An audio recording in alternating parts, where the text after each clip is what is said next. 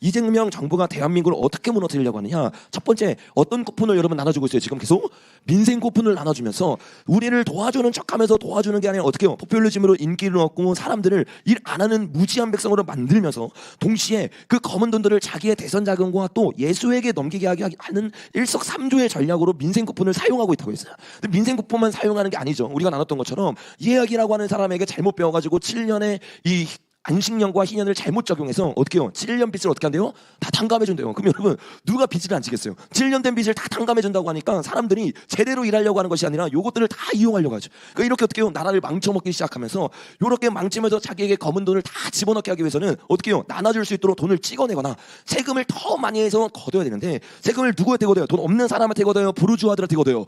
네, 그들이 말하는 부르주아 누구예요, 여러분? 기업들이죠. 그래서 기업들에게 우리가 아는 것처럼 법인세를 더하기 시작하고, 그렇죠?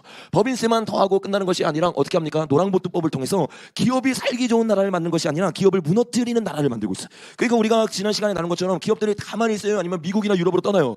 네, 미국이나 유럽으로 떠나면서 뭐 금호타이어도 떠나고 삼성도 이 텍사스에 짓기 시작하고 점점 하나 둘씩 다 떠나기 시작합니다. 이렇게 떠나기 시작하면서 우리가 나눈 것처럼 어떻게 되면 기업이 떠나기 시작하니까 주식이 어떻게 됩니까, 여러분? 바닥을 치기 시작하고 종이 조각이 되기 시작하는 실제적인 일들이 일어나고 있는 거야. 근데 그렇게 바닥을 치면서 경제가 무너질 때 이재명 정부가 우리가 계속 나눴던 것처럼 3분기 그냥 9월부터죠. 누구를 무비자로 받기 시작한다고 여러분?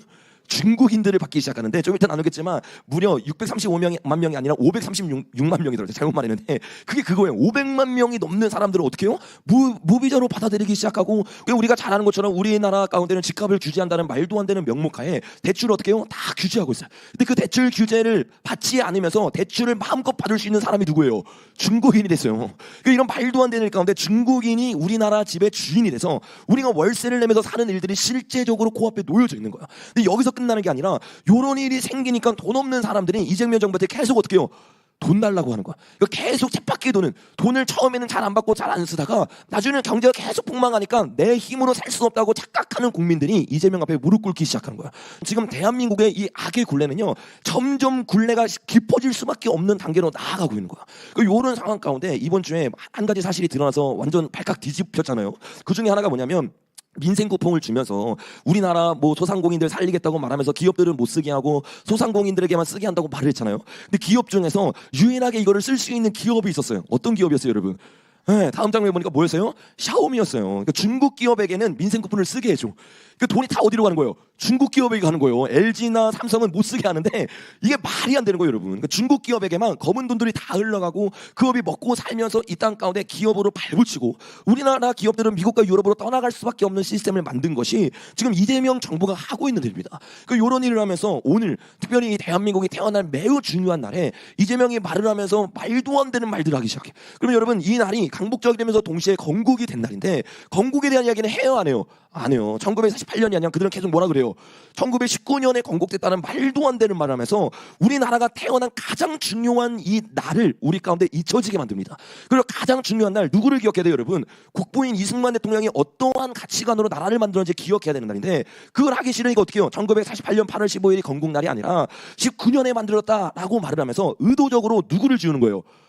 이승만을 지우는 거예요. 건국을 지우는 게 아니라 건국은 19년에 했다라고 말을 하잖아요. 그러면 의도적으로 바꾼 이유가 있어요. 왜? 이승만을 사람들이 기억하고 공부하고 그의 가치관을 알면 사람들이 깨어나니까 계속 어떻게 해요? 이승만을 죽어도 모르게 하기 위해서 그거를 바꾸기 시작하고 언어 혼란 전술을 쓰기 시작하는 거야. 그 수많은 다음 세대들 청년들이 우리 여기 다음 세대들은 와 이거 너무 훌륭한데 태극기 두르고 있는 사람 우리 박수로 격려해 주나. 와.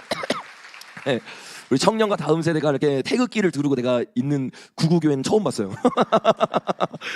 와 너무 감동적이더라고요.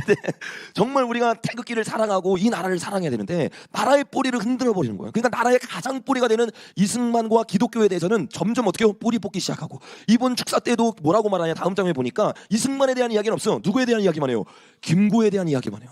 그리고 김구가 원했던 나라를 만들겠다. 김구가 원했던 나라는 어떤 나라예요? 북한과 하나 되는 나라거든요. 그 북한에게 나라를 어떻게 해요? 넘겨버리겠다라고 말하는 거예요.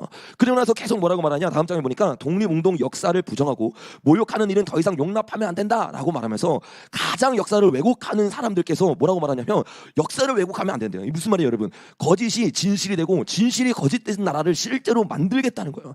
이렇게 만들겠다고 말하면서 이승만을 없애버리고 점점 어떻게 해요? 친일파로 몰아가기 하기 시작하면서 다음 장에 보니까 독재와 내란으로부터 지켜낸 빛이 꺼지지 않도록 지켜내자라고 말을 해요. 그 말을 너무 잘하죠. 어떻게 말하냐면 이승만을 그냥 의도적으로 없애고 친일파를 우리가 청산하고 제대로 된 역사를 만들어야 된다라고 말하면서 그 역사의 뿌리를 그대로 독재와 내란으로 이어가서 윤석열 정권이 없어지고 보수가 완전히 멸망해야 된다라는 가치관을 사람들이 받아들일 수밖에 없도록 그 모든 사고와 말을 그쪽으로 향하게 하는 거야. 그러니까 사람들이 이거를 듣고 당연히 어떻게 받아들이겠어요?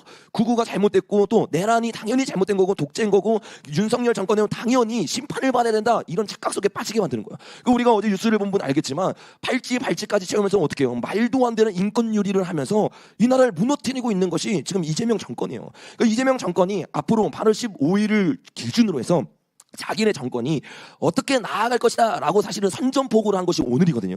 그러니까 이 선전포고를 그대로 받아들이면 우리가 어떻게 이것을 해석할 수 있느냐, 앞으로 구구와 또 기독교와 이승만에 대한 이야기를 하는 자들을 어떻게 한다는 거예요? 완전히 박멸시키고 무너뜨리는 것이 저들의 계획이라고 스스로 선전포고를 한 겁니다. 그러니까 실제로 여러분 계속 저들과 함께하는 언론들이 끊임없이 어떻게 하냐, 이승만 죽이기에 나서기 시작하고, 또 이승만을 여러분 제대로 가르치는 것이 한국에 사실상 어디밖에 없어요?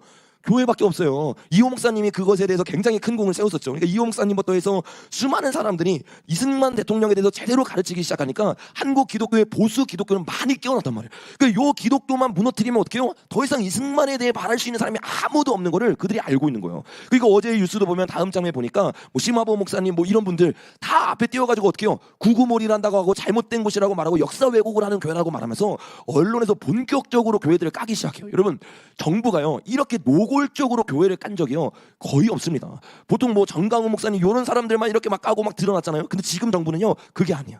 모든 보수 기독교들 다 어떻게 해요? 잡아내기 시작하고 한 명 한 명 드러내기 시작하고 얼마나 잘못되게 가르치고 있다고 거짓말을 치면서 그들을 선전선동하면서 욕먹게 하고 교회 문을 닫게 만들고 있는 겁니다. 근데 실제로 심화보 목사님만 이런 게 아니라, 재미있는 거 커뮤니티 보신 분은 아시겠지만 다음 장에 보니까 네, 여기 누가 나와요 여러분? 네, 영광이죠 여러분. 우리 교회가 또 공증파를 진짜 많이 탄 교회가 아마 우리 교회밖에 이렇게 많이 탄 교회가 없을 거예요.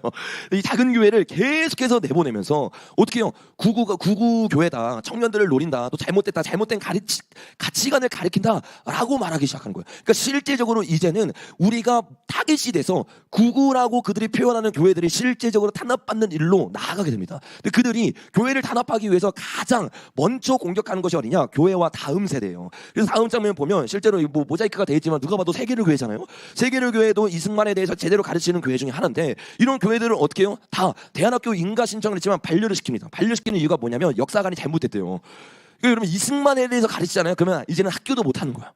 실제적으로 이런 상황 가운데 우리가 가고 있습니다. 학교를 못 가면 저건 뭐가 되면 불법이 되고, 그럼 불법 건축물이 되고 돈 다 쓴 거 다 날리게 되는 거예요. 저기서 더 이상 아이들 못 가르치게 됩니다. 이런 일들을 통해서 어떻게 해요? 문재인 정부 때도 마찬가지지만 대안학교를 잡기 시작하죠. 대안학교까지 딱 잡혀버리잖아요. 그러면요 우리나라 다음 세대들은 다 똑같은 역사관과 똑같은 잘못된 방향으로 나아가는 잘못된 교육을 받게 되는 거예요. 그러니까 이런 일들이 계속되면서 저렇게 큰 교회만 공격하는 게 아니에요. 바로 근처에 우리가 아는 것처럼 다음 장면 넘겨보면 모자이크 처리했지만 이거 어떤 교회예요 여러분? 참존교회죠. 그러니까 여러분 보수적인 메시지를 외친 교회는 그냥 뭐 큰 교회 작은 교회 할 것 없이 다 잡아가지고 어떻게 해요? 다 드러내기 시작하고 찾아가기 시작하고 계속 괴롭히기 시작하는 거야. 이런 일들을 통해서 더 이상 한국에 제대로 된 역사가 주입되지 못하도록 만들고, 그리고 어떻게 해요? 잘못된 역사 가운데 페미니즘과 또 좌파 사상이 들어가기 시작하면 포퓰리즘 가운데 이재명 정부를 따를 수밖에 없는 세대를 계속 만들고 있는 거야. 그래서 여러분 우리가 아는 것처럼 손여보 목사님은 압수수색을 당했죠. 또 그 다음 장면 넘겨보면 김장한 목사, 이영 목사, 대표적인 보수 목사들을 다 잡아가지고 압수수색을 하고 있는 거야. 그러니까 여러분 어떤 정부도요 이 정도로 심각하게 교회를 건드린 적이 없습니다. 근데 여러분 놀랍게도 정부가 세워진 지 2달밖에 안 됐어요. 2달 동안, 3달 동안 이런 충격적인 일들이 한 달이 지나면 지날수록 계속 일어나는 거야. 우리 앞에 놓여있는 상황은 여러분 행복한 상황이 아니에요. 실제적으로 감옥에 갈 수 있고 실제적으로 엄청난 핍박이 우리 앞에 놓여있는 것이 지금의 상황입니다. 근데 이런 상황 가운데 제가 누누이 말했지만 중국이든 북한이든 이 우리나라든 이 독재 정권이 딱 자리 잡기 시작하면 교회가 다 사라지는 게 아니에요. 어떤 교회들이 있어요 여러분? 삼자 교회들이 있죠. 그 앞에 무릎 꿇고 그들의 말을 잘 듣고 혹은 그들에게 명령을 내렸던 거대한 세력들은 여전히 그 자리 가운데 남아 있습니다. 그러니까 여러분 이재명도 계속해서 보수 교회들을 다 무너뜨리고 진짜 교회들을 다 깨뜨리려고 하고, 그리고 이재명이 어떻게 하느냐? 자기가 원하는 교회를 만들려고 하고 있어요. 그래서 이번 주에 이재명이 여러 사람을 만났거든요. 근데 그 중에서 대표적으로 가장 중요한 한국교회에 있어서 중요한 이정표가 되는 만남이 있는데 그게 다음 장면에 보는 것처럼 이재명이 누구를 초청했냐면 WCC 총무를 초청했어요. 이게 여러분 그냥 일어나는 일이 아니에요. 모든 게 그 뒤에서 다 연결이 돼 있습니다. 이재명이 WCC를 모를 것 같죠? 아니요. 정확하게 알고 있어요. 그리고 그 세력들 뒤에 예수회가 있고 그 세력들과 함께 돼서 자기가 원하는 나라를 만들려고 구상하고 있는 것이 지금 이재명 정권입니다.